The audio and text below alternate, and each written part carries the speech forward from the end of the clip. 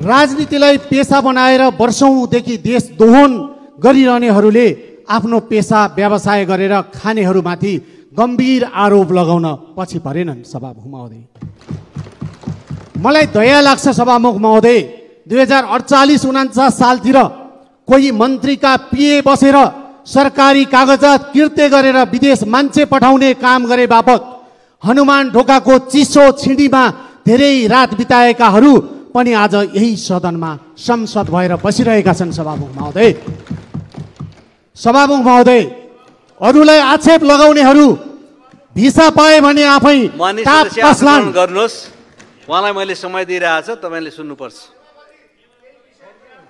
सभामुख महोदय, अरूलाई आक्षेप लगाउनेहरू भिसा पाए आफै टाप कसलान्। हो, म गर्वका साथ भन्छु, हो म गर्वका साथ भन्छु सभामुख महोदय, सुमिरे टुर्स एन्ड ट्राभल्स मेरो कम्पनी हो। सभामुख महोदय,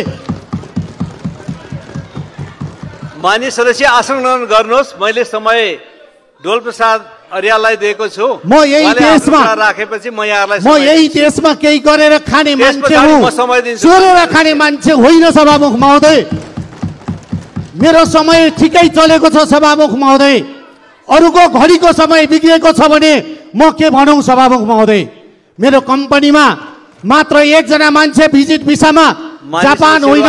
गरौँ, मैले डोलप्रसादलाई समय दिएको छु, उहाँलाई 3 मिनेटको समय। संसारको कुनै देश गएको छ